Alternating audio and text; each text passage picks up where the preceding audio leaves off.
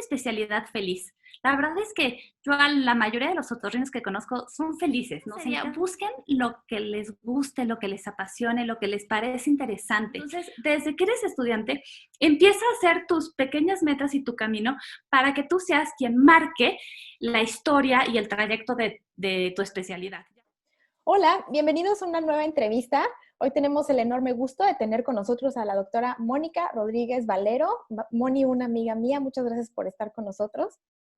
No, muchas gracias por la invitación. La verdad es que es un privilegio estar aquí. He visto varias de tus entrevistas y padrísimas. Qué bien. Bueno, pues antes de que empecemos la entrevista con Moni, quiero agradecerles de verdad por todos los mensajes que han dejado tan lindos en los comentarios de los videos. Para mí es un súper honor de que les gusten, de que los disfruten, de que los despejen y de que se puedan inspirar un poco de las historias de todas estas mujeres tan maravillosas que he tenido el privilegio de conocer. Entonces, bueno, Moni hoy, además de ser una excelente persona, una doctora que es incluso doctora de mi propia mamá, y una excelente doctora. Ella es otorrino, ella es especialista en cirugía de base del cráneo. Y bueno, hoy está con nosotros para platicarnos un poco acerca de cómo es la especialidad de otorrino, cómo es la residencia y cómo ha sido su camino a través de esta especialidad.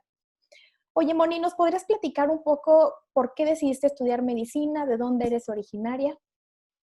Bueno, yo soy originaria aquí de la Ciudad de México. ¿Por qué estudié medicina? Es muy chistoso. Yo hice área físico-matemáticas, quería estudiar ingeniería química o chef, estaba entre esas dos cosas. Y, o sea, nada que ver con medicina. Y cuando estaba en sexto de prepa, me dio una infección muy grande, me dio una osteomelitis en la mandíbula. Entonces, la historia corta, muchas cirugías, después me hospitalizaron un buen rato para pues, la última cirugía, me cerraron la boca, antibióticos IV, cámara hiperbárica. Wow. Y en ese momento, pues vi a los doctores y la vida que tenían y me pareció interesante. Dije, qué padre que están pues, viendo personas, uno, otro, y me gustó. La verdad es que, y entonces ahí dije, bueno, pues me voy a echar un año, si me gusta me quedo, si no me gusta, pues me regreso a chef o ingeniería química.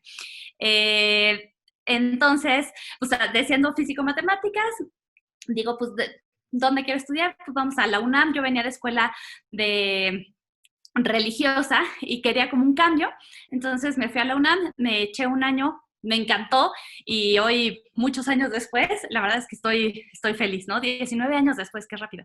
Wow. Eh, sí, no, la verdad fui muy contenta. Hice entonces medicina en la UNAM, después el servicio social lo hice en investigación, después hice otorrino en el Hospital G. González, aquí en la Ciudad de México.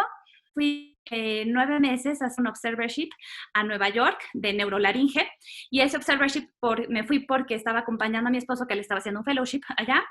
Después me fui a Inglaterra y ahí hice 2 fellowships, uno en Otorrino General, que es un programa que se llama Medical Training Initiative, que es, haces cuestiones de otorrino como más especializadas, entonces fue un muy buen complemento para lo que yo había estudiado aquí en México de otorrino, y ahí me enfoqué más en otología, y ya después hice el segundo fellowship, que es en cirugía de base de cráneo lateral. Eh, y luego ya regresé a México y me puse a trabajar, Muy finalmente. bien. Entonces, ¿Y cómo es que el perfil que debe de tener un estudiante, una persona que le interesa otorrino? pues yo creo que como cualquier otra especialidad, te tiene que gustar lo que ves y lo que haces. No siento que sea un perfil específico, es más bien que te apasione lo que tienes enfrente, ¿no? Si te, o sea, te tiene que parecer interesante y tienes que querer tener hambre de aprender más de oídos, nariz, garganta, y es eso, ¿no? Obviamente es una especialidad quirúrgica y tienes que tener habilidades quirúrgicas, ¿no?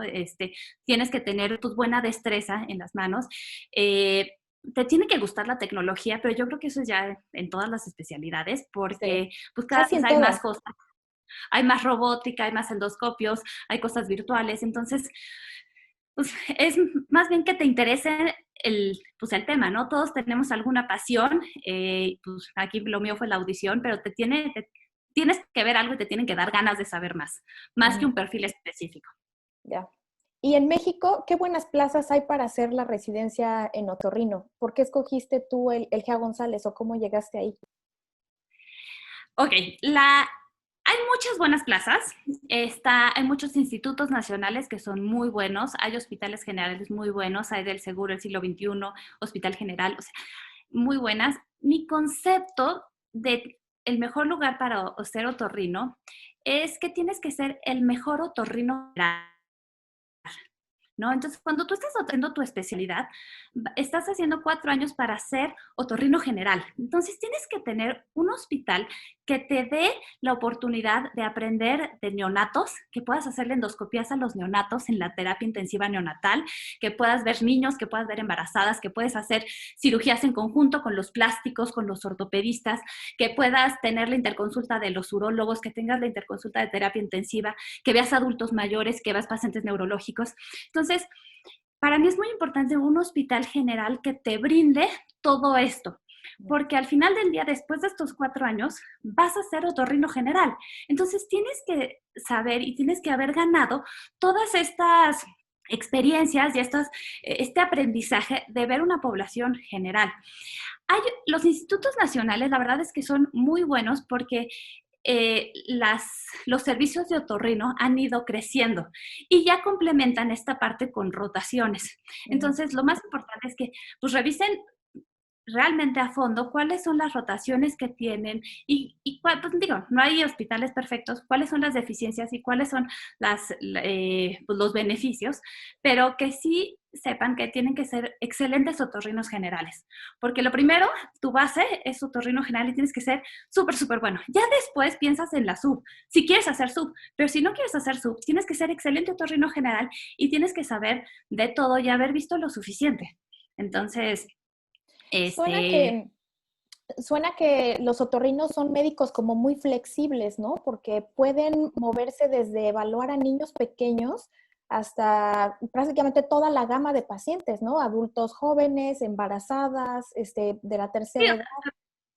te pueden interconsultar porque un niño recién nacido tiene un estridor. Entonces agarras el endoscopio, el endoscopio flexible pediátrico y se lo metes y ves si el niño tiene laringomalacia o no tiene laringomalacia o tiene una malformación. Y después a los 2 horas te hablan porque tienes un adulto mayor si estamos hablando de laringe, pues con lo mismo, ¿no? A lo mejor con un cuerpo extraño que pues haya tenido problemas de deglución o con un cáncer gigantesco en base de lengua. Entonces, pues sí, vemos de todo. Y luego te hablan la embarazada que le dio parálisis facial, ¿no?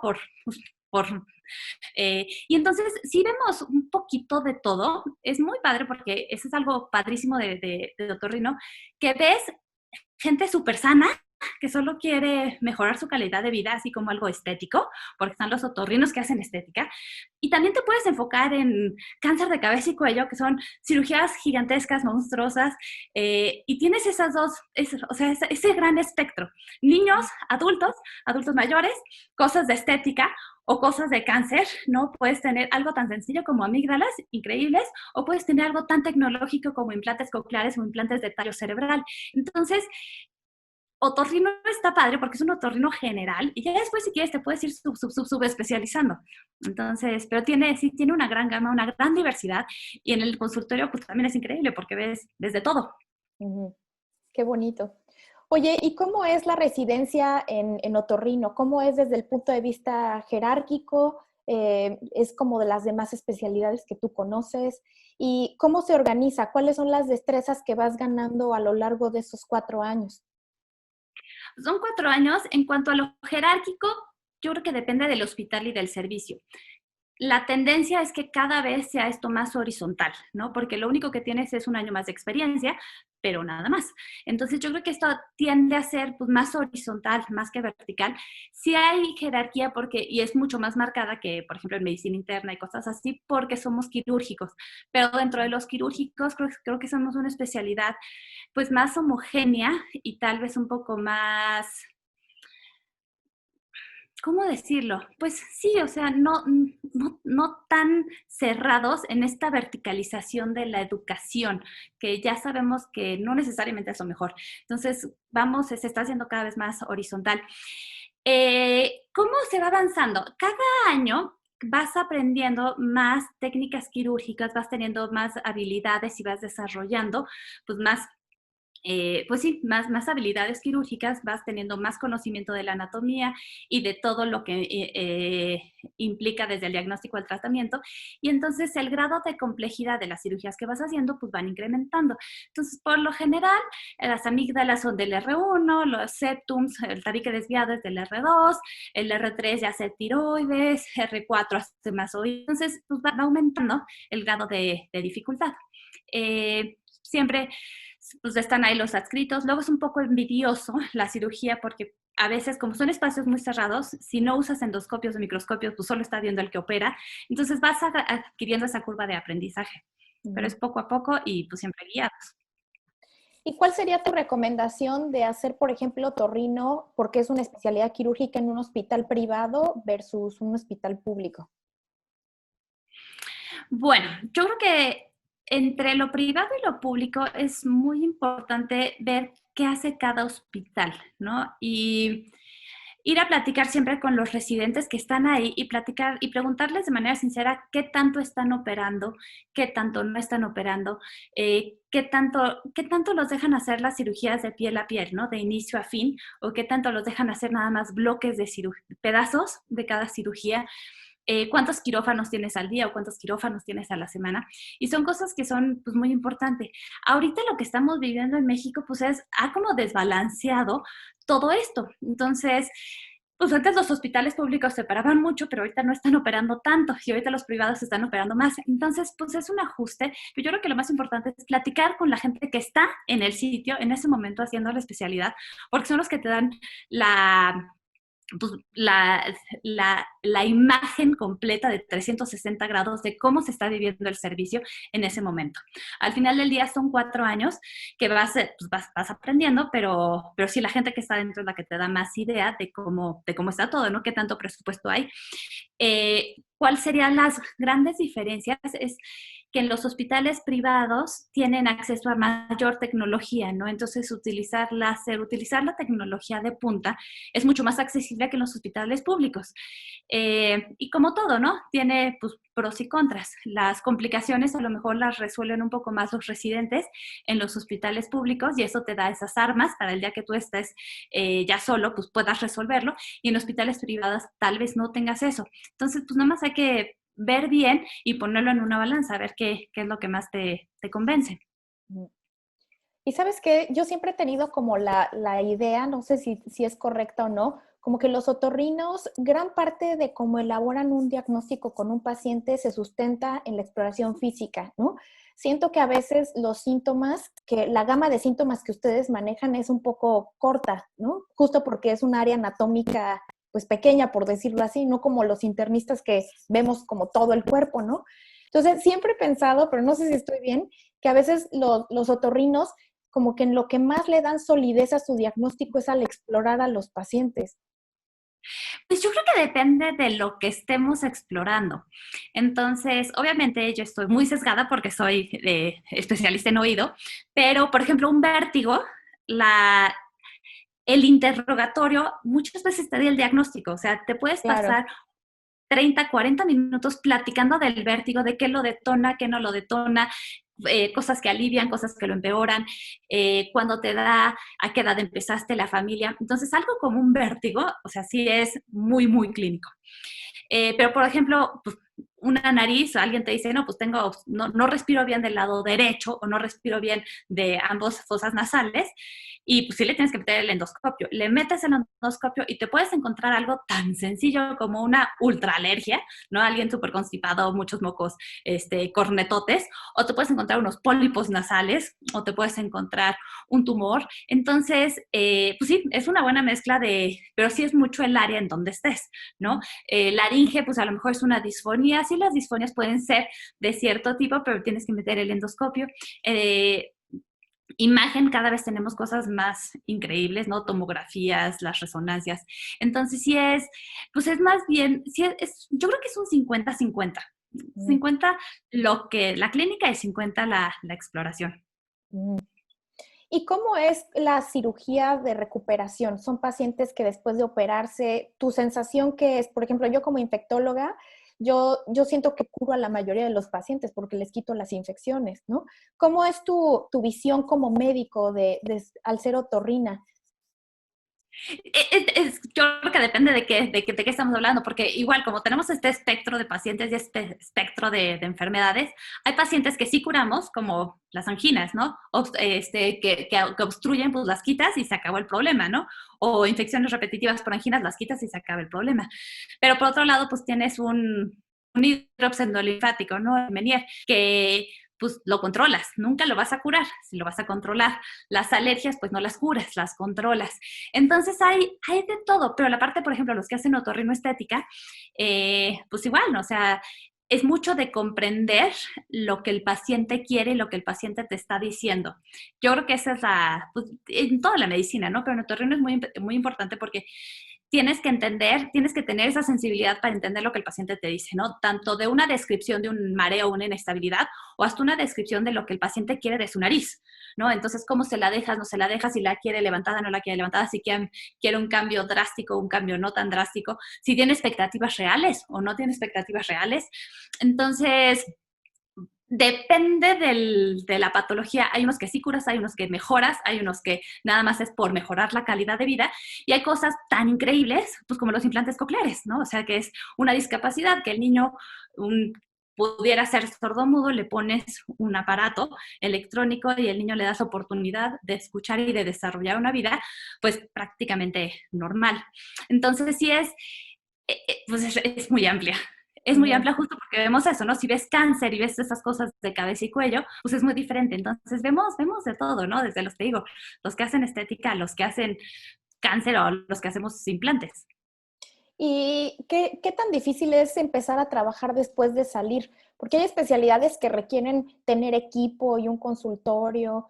Tengo la percepción de que la gran mayoría de los otorrinos trabajan fuera de hospitales, ¿no? Trabajan como en consultorios privados, ¿o cómo es el empezar a trabajar? Pues el empezar a trabajar es armar tu consultorio, es algo que sale caro, ¿no? Porque cuando estás entrenando, pues en todos los hospitales tienes todo, ¿no? O sea, tienes tu rinoscopio, pero tienes microscopio, tienes endoscopios, tienes equipo de quirúrgico. Entonces, cuando sales, sí tienes que ahorrar y trabajar para que tengas lo mínimo indispensable en tu consultorio. Y sí tienes que tener endoscopios para ver, porque hay cosas que ya no ves a simple vista, ¿no? Tienes que tener un lente que te deje ver más allá. Entonces, esa parte sí es cara. La ventaja ahorita es que ya cada vez hay más accesibilidad en estos equipos. Ya hay equipos chinos, de la India, pakistaníes.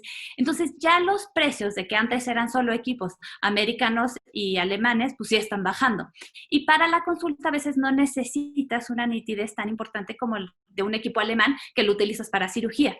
Entonces, sí montar un consultorio completo requiere mucha lana, ¿no? Pero lo puedes ir haciendo poco a poco. Y también lo que pues pasa mucho es que sales de otorrino y empiezas a trabajar con otros otorrinos. O sea, a lo Ujú. mejor el otro otorrino te subarrenda el consultorio y te presta el equipo y tú pones un poquito más de un equipo y así. Y entonces se van haciendo buenos equipos, porque al final del día, pues todos tus residentes son tus compañeros de toda la vida y entonces se vuelven tus Claro. amigos y empiezas a trabajar con ellos.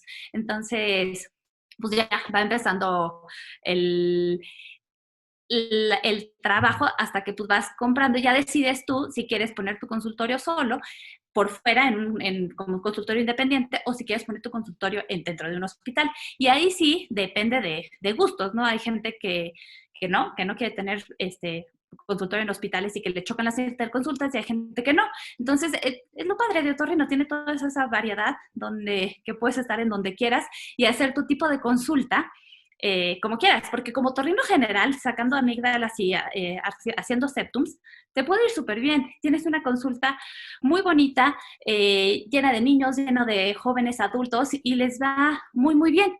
Y si quieres tener algo un poquito más complejo, pues lo puedes tener. Si quieres hacer algo, no sé, personas artistas, canto, ópera, pop, pues puedes ver laringe y la voz y también es pues muy amplio. Entonces, pues, puedes hacer tu consulta y tu camino pues como tú lo vayas trazando. Al final es igual que en la medicina general.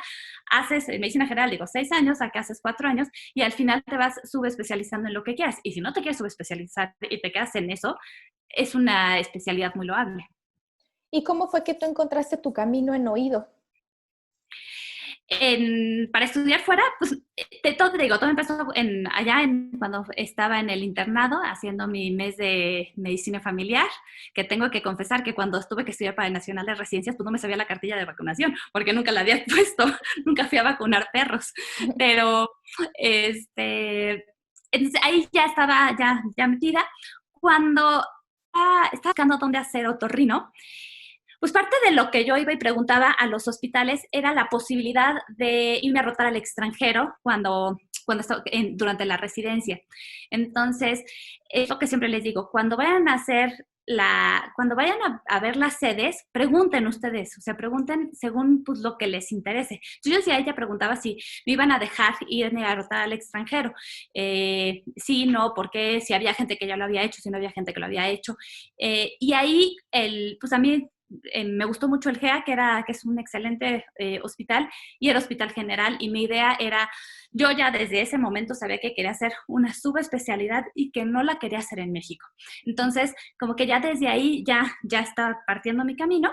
En un Hospital General donde, les digo, vi todo, vimos neonatos, íbamos a la UCIN a hacer endoscopías, y veíamos a los casos de cirugía plástica, a los casos de ortopedia. Entonces, pues padre, ¿no? Ya después, en el R3, me fui a rotar al extranjero y justo escogí ese año porque tenía un año más para empezar a aplicar y poder, pues sobre todo quería que todo fuera seguidito, ¿no? Porque pues también como mujer, yo sabía que sé que tengo un reloj biológico y tampoco sé que quería ser mamá, a veces sí, a veces no, pero bueno, en ese momento decía que sí quería ser mamá y sabía que tenía mis óvulos en cuenta regresiva. Entonces, sí quería hacerlo muy seguido, ¿no? Terminar la especialidad, hacer la sub, y ya, y pues terminar toda esa parte académica intensiva. Entonces me fui en el R3 a rotar a España y me fui a España porque allá hay un doctor que hace García Ibáñez hacía mucho oído y base de cráneo lateral. Entonces, pues, me fui, tuve una muy buena exposición, más oportunidad de ver cosas. Y en esa rotación fue cuando conocí a los británicos.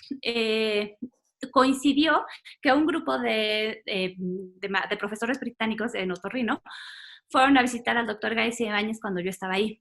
Entonces, platicando con ellos, pues me gustó lo que hacían y me gustó ver sobre todo los recursos que ellos tenían. Ellos tenían el sistema de salud y los recursos que tienen, pues son muy amplios. Entonces, pues ya de ahí dije, creo que de aquí soy. Y regresé a México y empecé a aplicar, seguí en contacto con ellos, entonces nos escribimos mails y todo, y eventualmente fue ya como acabé en Inglaterra haciendo el primer bloque y después ya pues ya la otra sub. Entonces, pero sí, o sea, yo ya lo traía en la cabeza que quería y por eso fue ese camino. ¿Y cuáles tú dirías que son como el lado bueno y el lado malo, las ventajas y desventajas de hacer otorrino?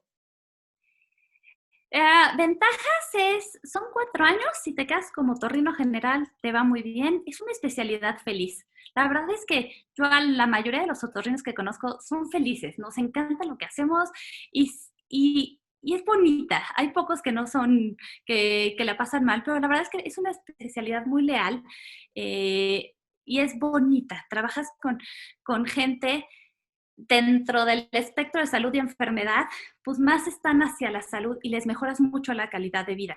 Entonces eso es muy bonito y es satisfactorio. Entonces ese es el lado bueno, porque tenemos pocas urgencias reales, son pocas. O sea, cuando tenemos una urgencia, una vía aérea, una traqueostomía, pues o sea, una epistaxis horrible. Entonces, son urgencias reales, son pocas, cuando son intensas y tenemos que resolverlas, y tienes poco tiempo, entonces estás trabajando en contra del reloj.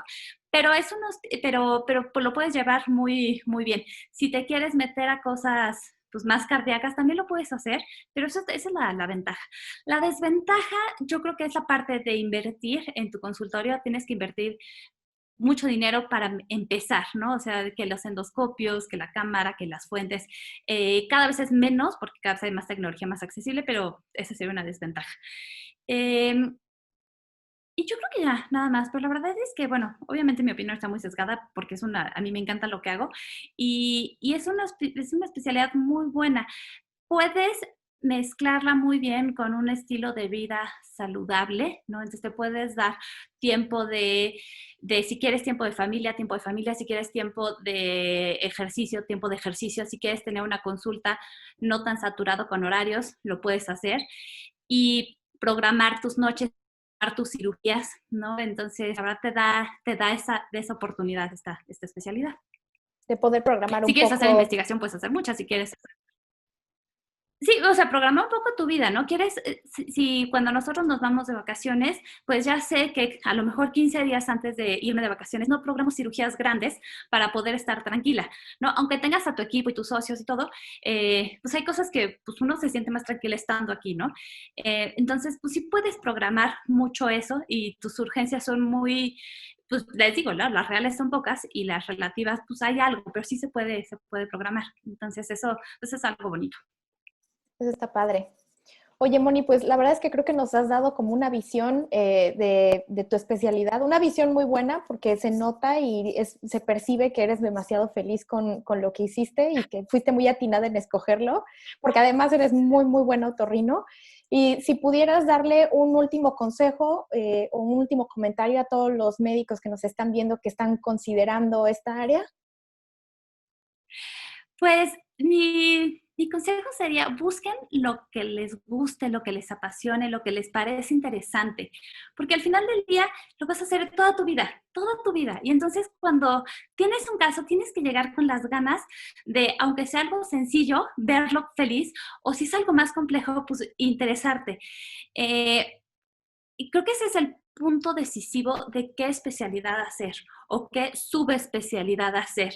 Busquen algo que les interese, que lleguen en la noche y si vieron un paciente quieran leer más sobre lo que le encontraron o sobre lo que no le encontraron y no saben qué tiene. Entonces tiene que ser algo que les interese, que les apasione y ya de ahí todo lo demás va a ser muy sencillo. Y otro consejo que es súper importante, hay que planear nuestra vida. No, si tú sabes que quieres hacer la especialidad y quieres hacer la especialidad en los mejores centros, prepárate desde el internado, prepárate desde el tercer año de la carrera, acércate con los doctores, publica, presenta casos. Entonces, empieza a trazar tú tu camino. O sea, un examen nacional no va a decidir tu futuro. Tú decides tu futuro y lo decides desde que eres así, así chiquito, chiquito. Desde que vas en el primer año de la carrera, empieza a trabajar para que el que decida dónde hacer la especialidad, dónde hacer la subespecialidad, dónde quedarse o dónde no quedarse, seas tú. Entonces, lo más importante para mí es planear entonces, irlo planeando. Si tienes oportunidad de ir a rotar en el internado, vete a rotar algo donde ya empieces a tener ese gusto. Si puedes hacer un verano en investigación, haz un verano en investigación. Conoce diferentes lugares para que tú seas quien decidas dónde haces tu especialidad, dónde haces tu subespecialidad, porque cada vez la competencia es más importante y no estamos compitiendo solo con los de nuestra región, nuestra ciudad o nuestro país. No, ya cuando tú aplicas a una sub, estás aplicando contra muchos asiáticos, muchos americanos, muchos europeos, Europa del Este, África. Entonces, tienes que tener mucho, mucho atrás que te soporte. Y eso lo puedes hacer desde ahorita, desde que vas en el primer año de la carrera, aprende de todos, júntate con investigadores, júntate con clínicos, ve aprendiendo y ve poniendo un granito de arena, un artículo, una presentación de un caso y nunca es mucho. O sea, aunque seas un estudiante y quieres presentar en un congreso nacional, lo puedes hacer. O sea, y te va a ir muy bien. Entonces, desde que eres estudiante, empieza a hacer tus pequeñas metas y tu camino para que tú seas quien marque la historia y el trayecto de tu especialidad, ya sea otorrino o lo que sea. Otorrino es muy competitiva, es muy peleada. Los hospitales que tienen los mayores recursos tienen pocas plazas.